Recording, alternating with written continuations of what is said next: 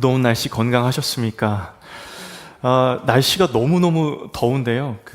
서울에서는 1907년 이후로 관측사상 가장 높은 온도였다고 합니다. 7월에 37.1도였나 이렇게 찍혔다고 하는데 사실 체감 온도는 그보다 더 오른 것 같아요. 너무 높은 것 같습니다. 우리 다들 건강에 유의하시고 물 많이 드실 때 오늘 특히 시원한 말씀과 함께 말씀의 생수가 넘치는 시간 되시길 주님의 이름으로 축복합니다. 우리 앞뒤 좌우 계신 분들과 함께 인사하겠습니다. 무더운 여름 건강합시다. 말씀의 생수 한 잔 드세요. 천국의 예배라는 제목으로 여러분과 말씀 나누도록 하겠습니다. 여러분 혹시 좋아하는 가수 콘서트에 가본 적이 있으신가요? 콘서트에 꼭 가보시지 않으시더라도 콘서트가 뭔지는 아실 겁니다. 가수가 노래를 준비해서 많은 사람들에게 선보이는 그 자리가 콘서트인데, 요즘 젊은 사람들에게 어떤 콘서트가 가장 핫하냐라고 물었을 때 물로 관련된 게 조금 핫하더라고요. 그래서 이름이 워터밤이니 흠뻑 쇼니 해가지고 물을 막 쏴댑니다. 그러면 그게 굉장히 또 더위를 잊어갈 수 있는 굉장히 시원한 것들이 있어요. 근데 물을 쏴대려면 굉장히 많은 준비가 필요하겠죠. 그리고 우리 장년분들은 요즘 트로트가 굉장히 많이 인기가 올라와서 나훈아에서 임영웅으로 내려왔습니다. 임영웅의 콘서트 가보고 싶어 하신 분들 많이 계실 거고 갔다 오신 분들도 계실 걸로 압니다. 요즘 임영웅 콘서트를 예매해줘야 효도한다라는 얘기가 있어요.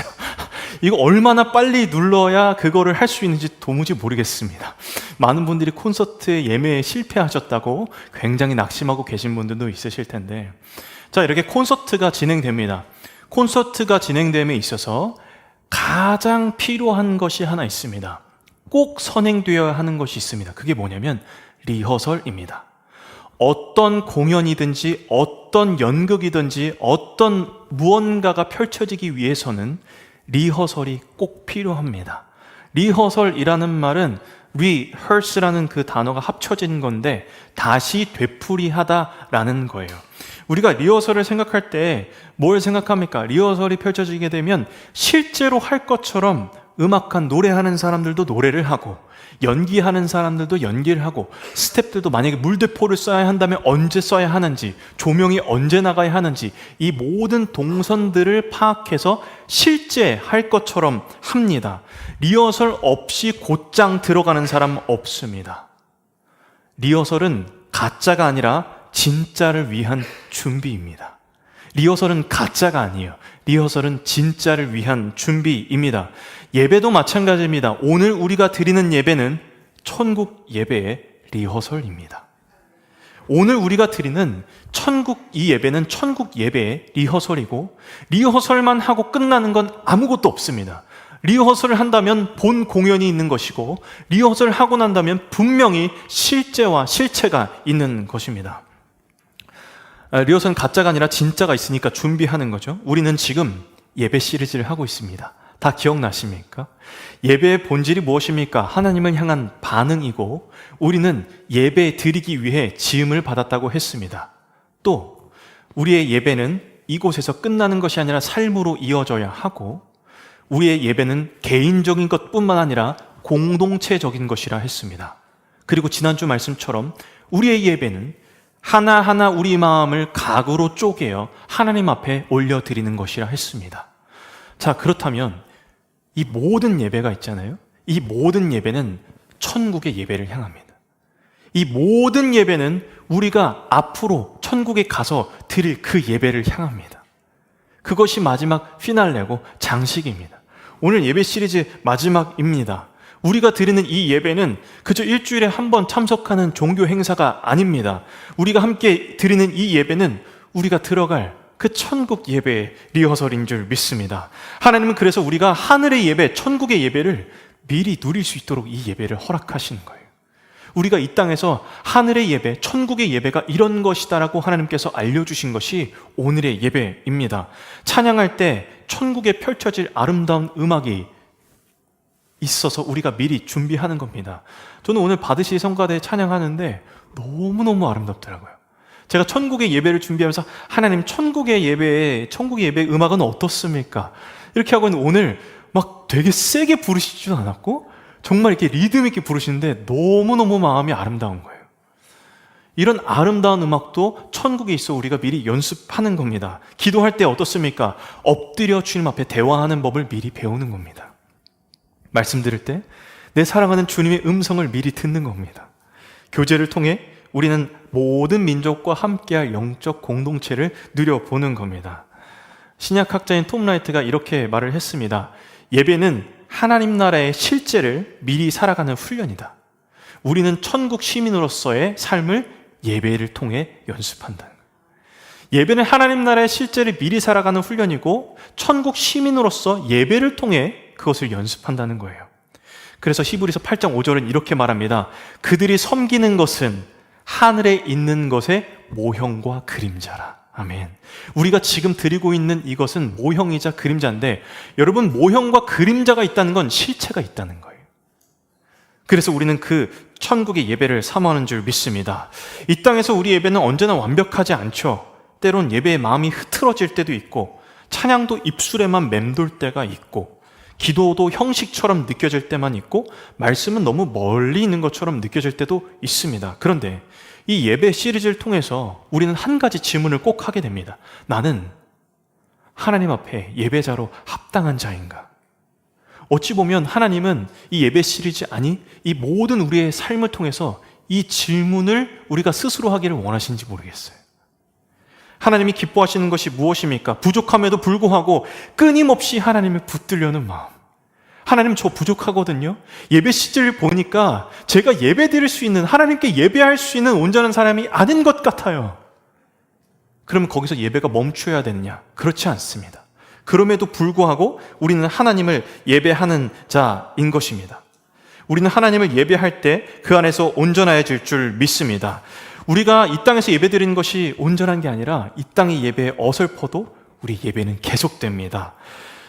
여러분, 리허설은 완벽하지 않아요. 드라마나 영화 찍을 때 수백 번의 NG가 있습니다. 그럴 때 감독이 얘기합니다. 지금 NG 나도 괜찮아. NG가 뭡니까? No 굿입니다. 좋지 않다는 거예요. 근데 감독이 말합니다. 지금 NG 나도 괜찮아? 방송은 완벽하게 나갈 거예요. 배우들은 그 말을 믿고 NG 난다고 포기하지 않습니다. 마찬가지로 우리 삶에서 드린 예배에서 NG가 날 수 있습니다. 부족할 수 있습니다. 그러나 하나님 말씀하십니다. 괜찮아. 이 예배는 완성을 향해 가는 거예요. 그날에 온전해질 것이야. 천국의 예배가 본방이고 우리가 드리는 예배는 영원한 예배의 촬영본이에요. 언제든 편집이 가능하다는 거예요. 우리는 아직 연습 중이지만 하늘에서 완전한 예배가 펼쳐지게 될 줄 믿습니다. 우리 앞뒤적으로 함께 고백합시다. NG 난다고 포기하지 맙시다. 천국 예배는 완전합니다.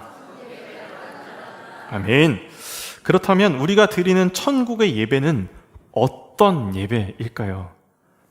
우리가 드리는 천국의 예배는 모든 민족과 모든 나라와 모든 문화가 함께하는 예배입니다. 계시록 7장 9절을 우리 다시 한번 함께 읽겠습니다. 함께 읽겠습니다. 이 일 후에 내가 보니 각 나라와 족속과 백성과 방언에서 아무도 능히 셀 수 없는 큰 무리가 나와 흰 옷을 입고 손에 종려 가지를 들고 보좌 앞과 어린 양 앞에 서서. 아멘. 제가 질문 하나 드리겠습니다. 천국에는 한국 사람만 있을까요? 아니죠. 우리나라 사람들이 전 세계적인 인구로 봤을 때는 굉장히 적은 소수 중의 소수일 겁니다. 모든 나라와 모든 족속이 천국에 있다고 했습니다. 여러분들 중에 혹시 단기 선교나 다른 나라의 예배를 드려보신 적이 있는 분들도 계실 겁니다. 사실 저는 처음 전도사 사역을 미국 교회에서 시작했습니다.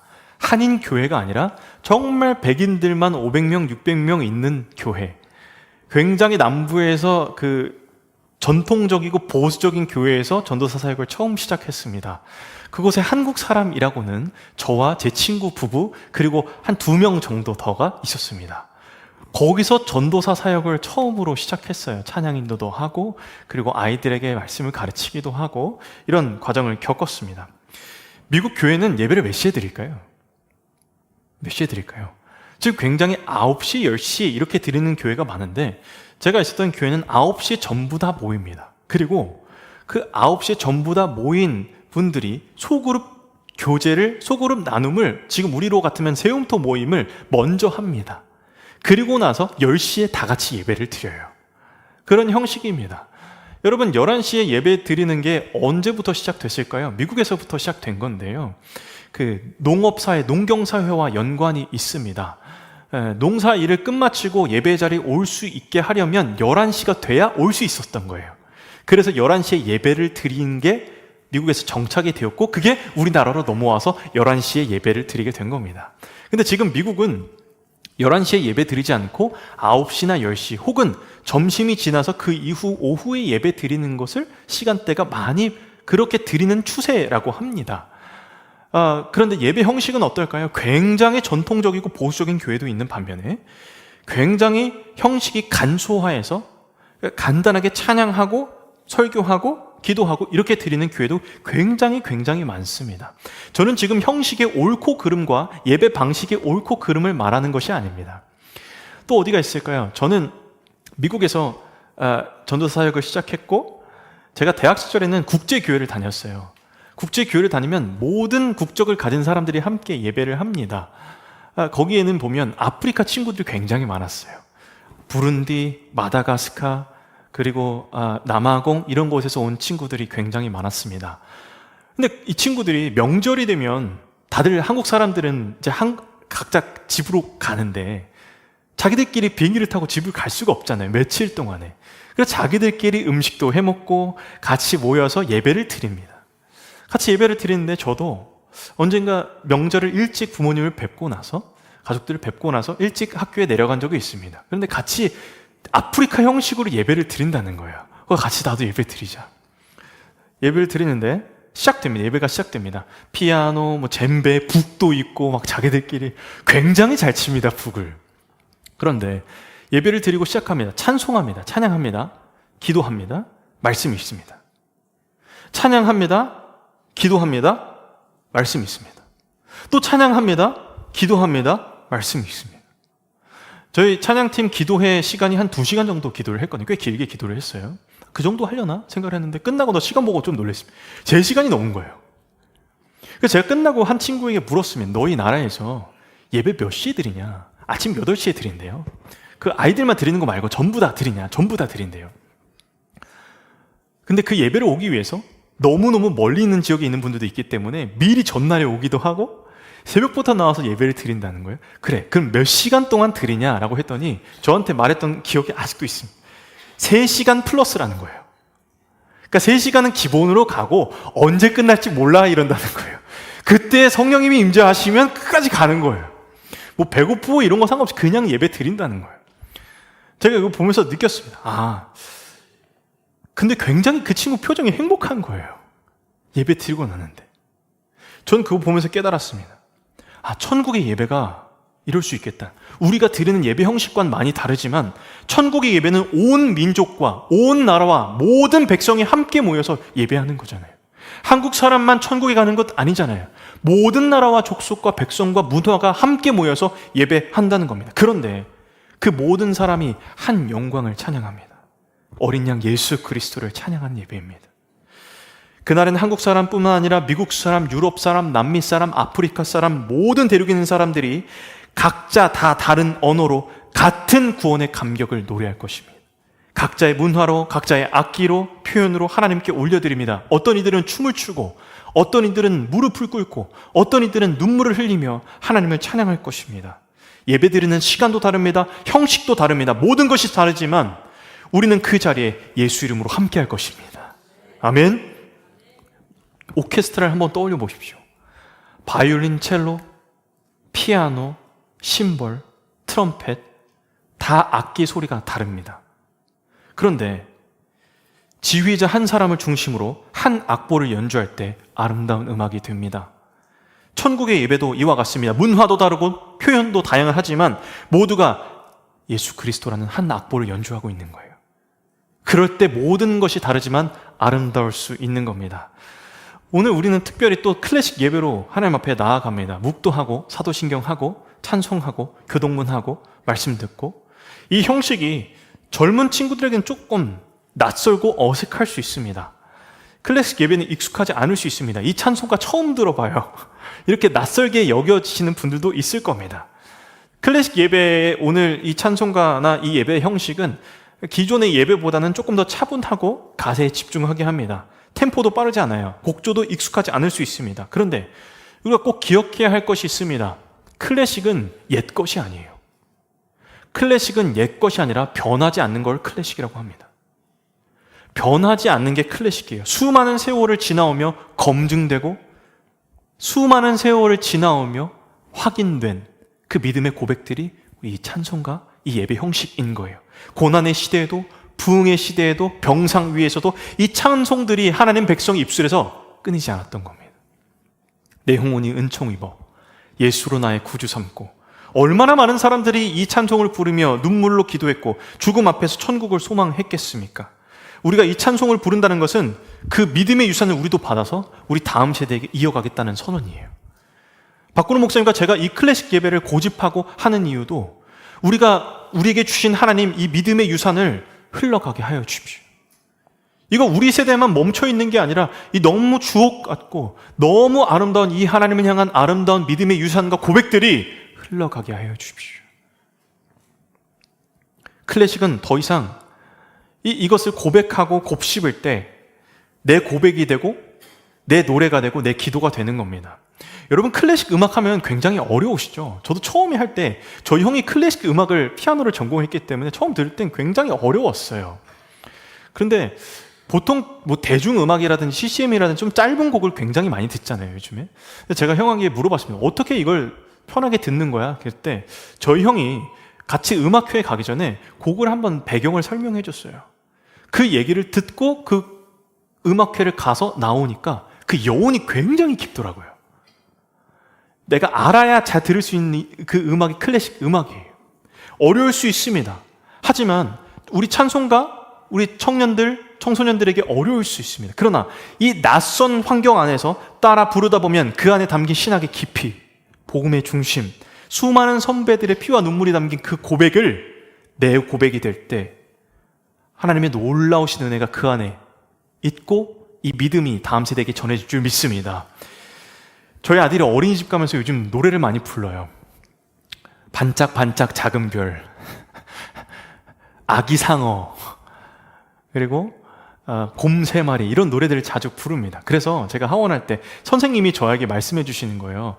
아버님, 하람이가 요즘에 그 노래를 굉장히 많이 불러요, 이러면서. 근데 다른 노래 다 제가 알아서 틀어주는데 노래 하나를 모르겠다는 거예요, 선생님이. 근데 저희 부부는 그 노래가 무엇인지 분명하게 알고 있습니다. 하람이의 애창곡 18번이 있습니다. 뭘까요? 예수 십자가에 흘린 피로써입니다. 정말입니다. 차에 타도 정말입니다. 제가 나중에 증거 영상을 한번 보여드리겠습니다. 너무 많아요.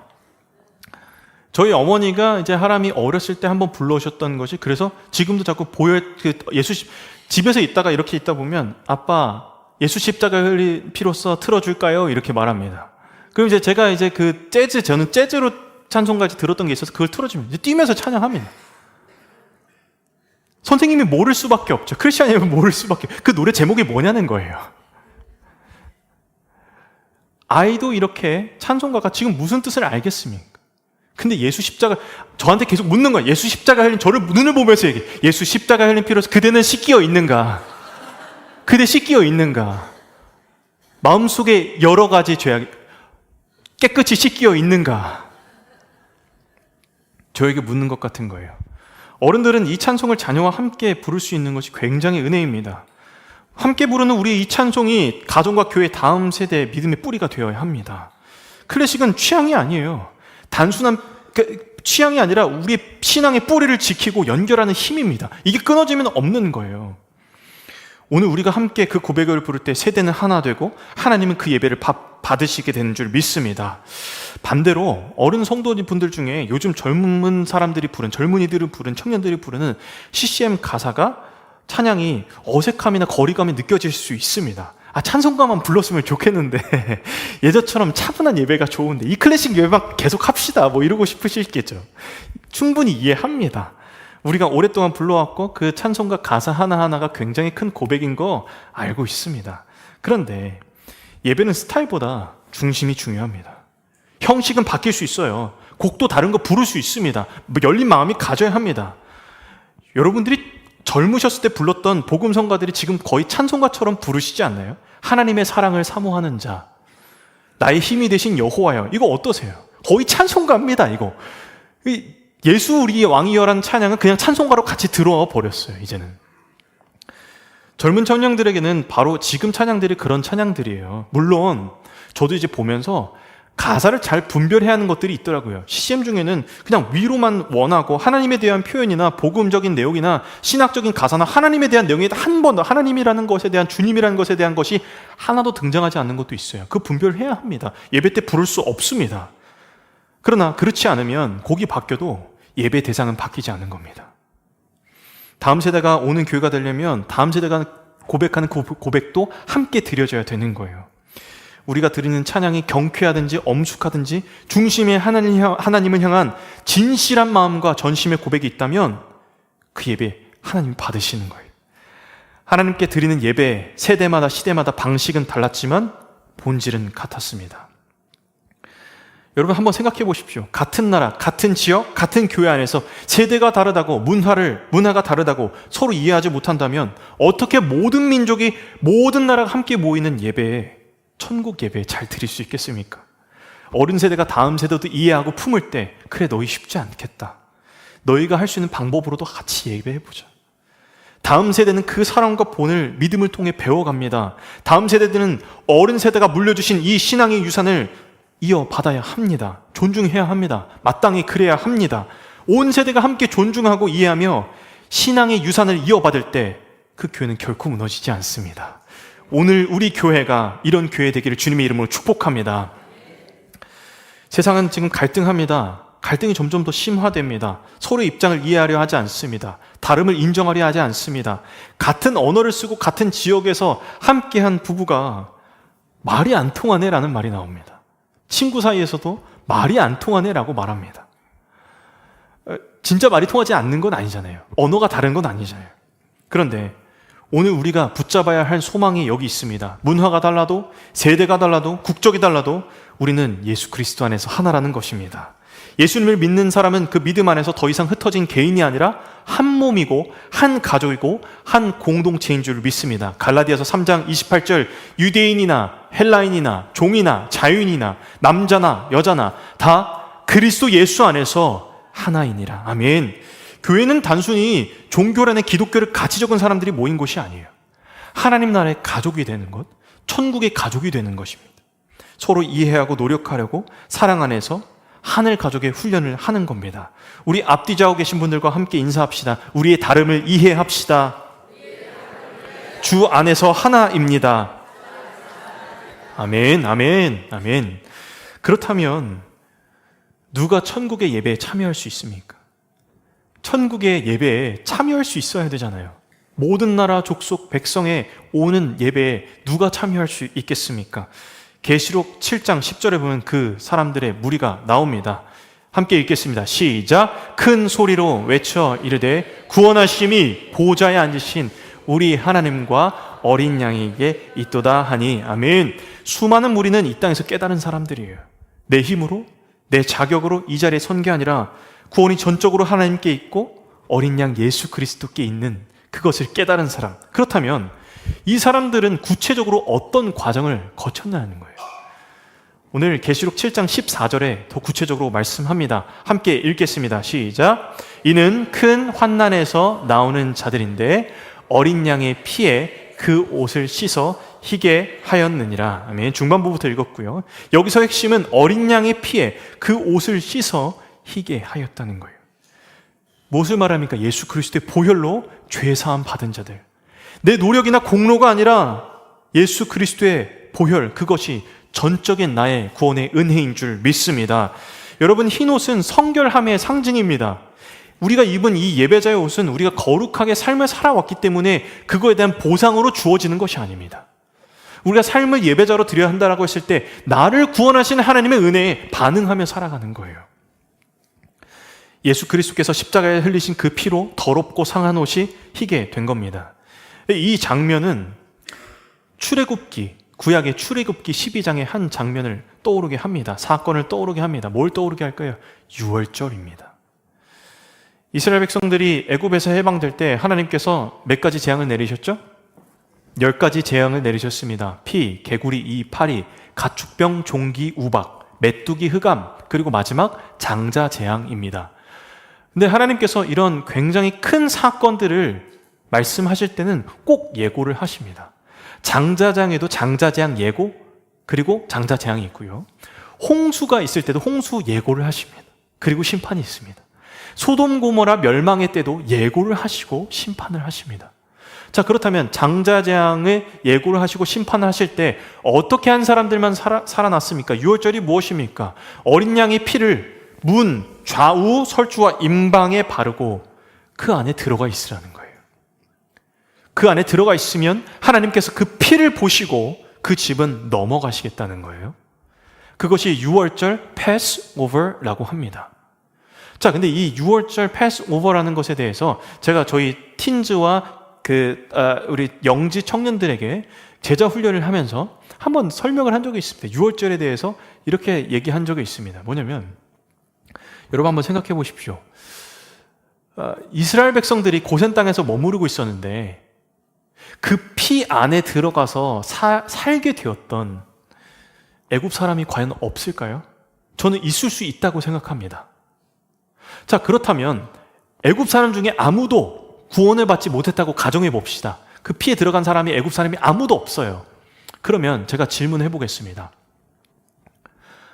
애굽 사람이 문 좌우설주 임방에 피를 바른 하나님 넘어가신 그 피 안에, 그 집 안에 들어가 있으면 삽니까? 죽습니까? 삽니다. 이스라엘 백성이라도 그 피가 발라진 집 안에 들어가 있지 않으면 삽니까? 죽습니까? 죽습니다. 중요한 건 그 피 안에 들어가 있느냐 아니냐. 하나님은 이미 이방인들, 우리 여러분 이방인입니다.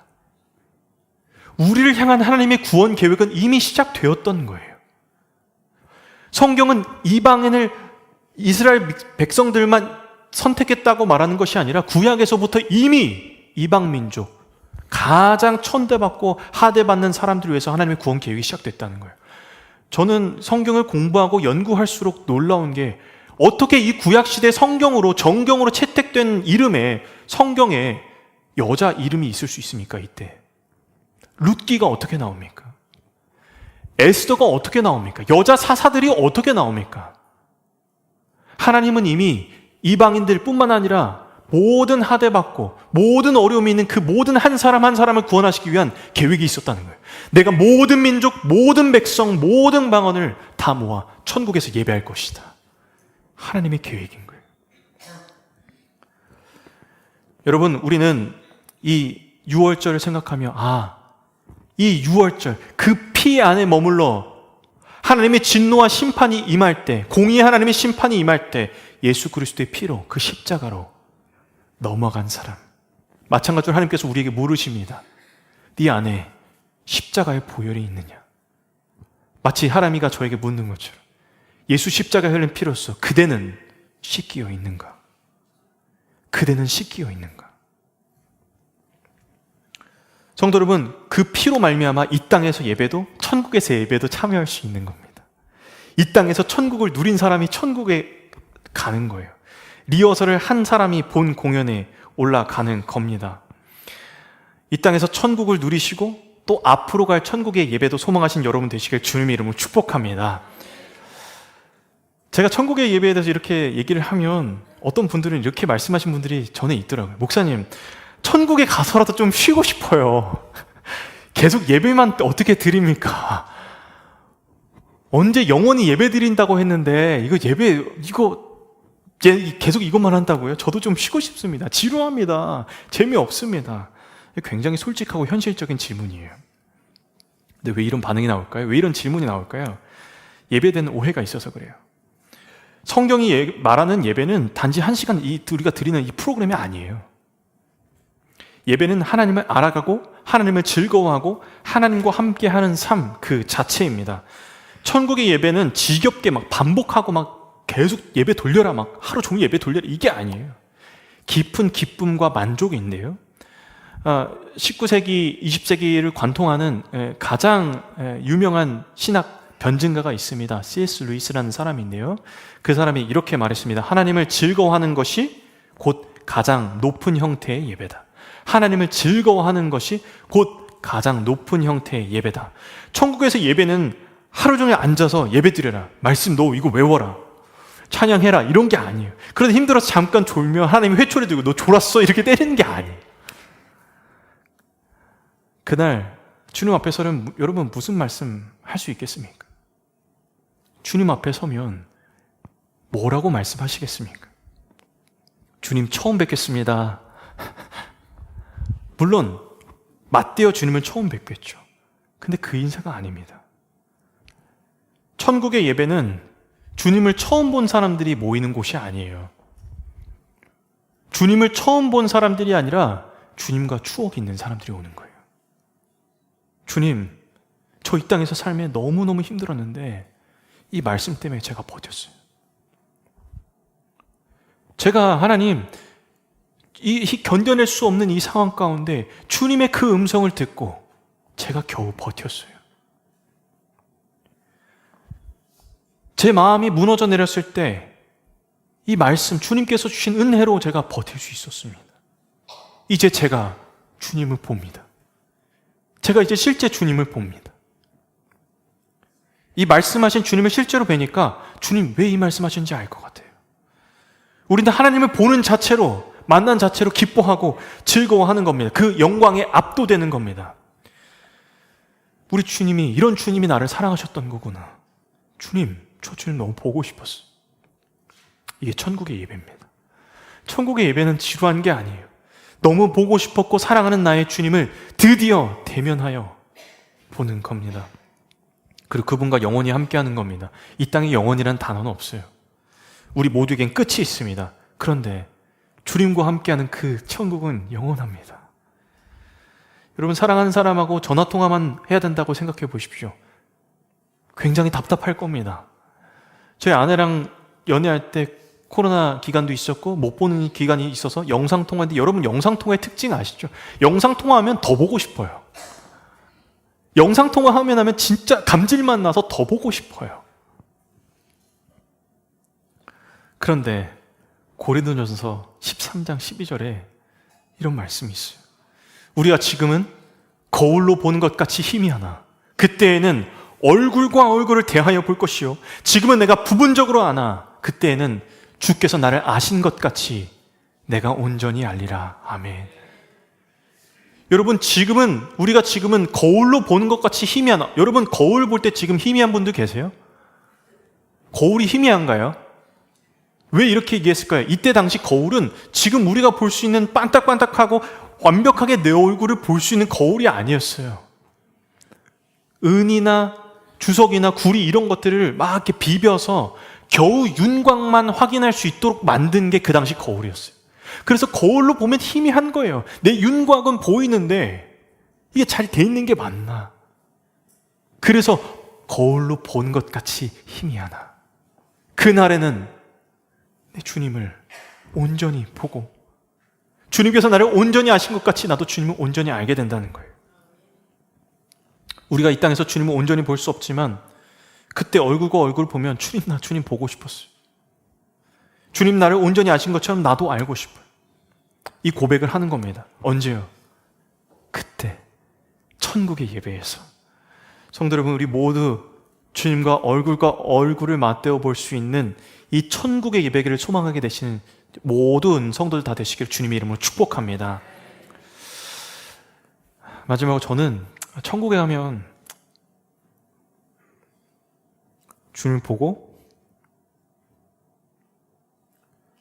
싶은 사람이 한 명 있습니다. 제 외할머니입니다. 1940년도 태어나셔서 5월 21일 태어나셔서 2019년 안 울려고 연습을 많이 했는데 3월 10일 하나님 부르심 받았습니다. 저는 할머니가 좀 특별합니다. 저희 형이 굉장히 좀 잘 나갔거든요. 그러니까 잘 나간다는 게 소위 말해 엘리트처럼 자랐어요. 속도 안 썩이고 막 이렇게 학교도 좋은 데 가고 이런 형이 좋은 모습이 있다 보니까 이제 친척들 같이 만나면 와, 우리 옷이 가문의 뭐 영광이다 뭐 시작해서 뭐 이런 게 많았습니다. 전 이제 둘째 아들이었고 저는 굉장히 그냥 평범한 사람이었습니다. 근데 저희 할머니는 뭐 형도 아니고 다른 친손주들도 아니고 그냥 할머니는 저였어요. 그래서 저는 저희 외할머니랑 성인이 돼서도 놀러 가면 같이 잤습니다. 할머니랑 같이 자요. 할머니 같이 자요. 그러면 같이 자요. 그런데 할머니랑 이렇게 같이 자고 일어날 때쯤 되면 할머니가 이렇게 찬송 부르는 소리에 잠에 깹니다. 할머니가 손을 잡아주고 얼굴을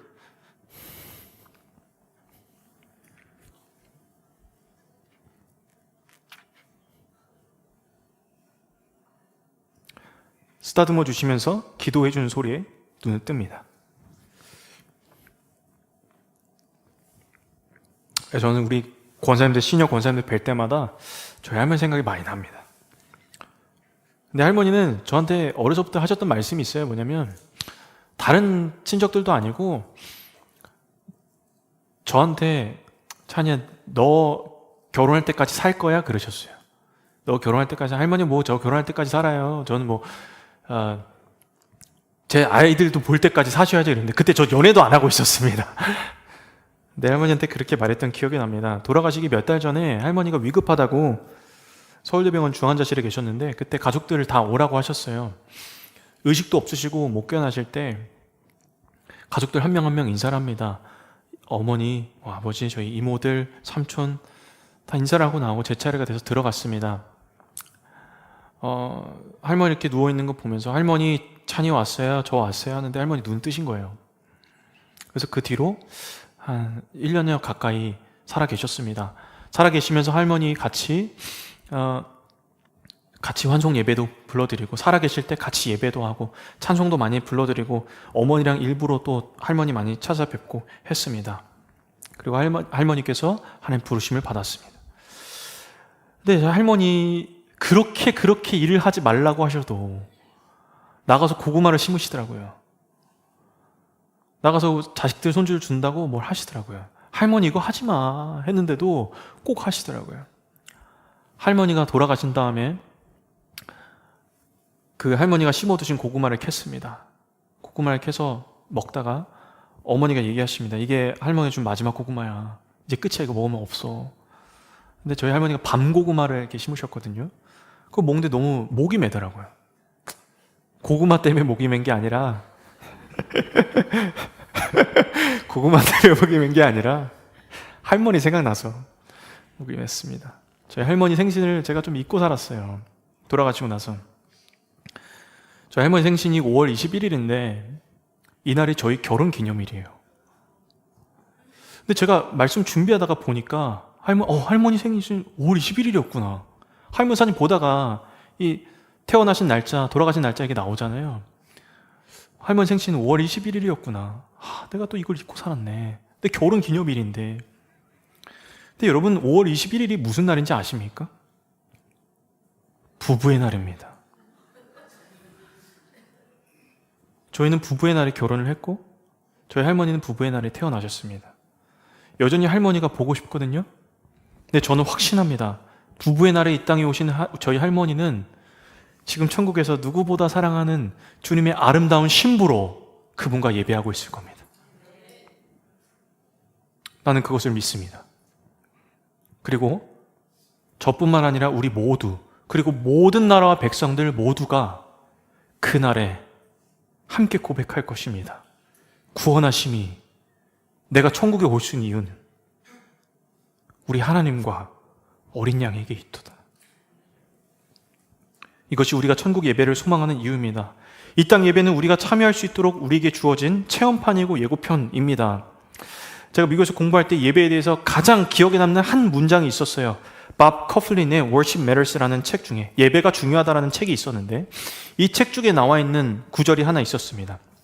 띄워주시면 뭐냐면 우리는 하나님의 위대하심과 찬란함에 그러니까 예배에서 말하는 거예요. 예배에 있어 우리는 하나님의 위대하심과 찬란함에 표면만 간신히 긁었을 뿐이다. Scratch the surface of God's magnificent and splendor. 하나님의 위대하심과 우리가 지금 드리는 예배는 하나님의 위대하심과 그 놀라우심의 표면만 간신히 긁었다는 거예요. 우리가 앞으로 드릴 그 천국의 예배가 얼마나 놀라운 거냐면 하나님 이 땅에서 우리에게 보여주시는 하나님의 놀라우신 위대하심과 은혜도 너무 큰데 표면만 건드렸다니요. 제대로 건드리지도 못했다니요. 맛만 봤다니요. 천국의 예배는 얼마나 아름다운 겁니까, 주님? 우리 마음 가지고 천국의 예배를 소망하는 모든 성도분들 다 되시기를 주님의 이름으로 축복합니다. 우리 시간 다 같이 일어나셔서 함께 찬양하겠습니다.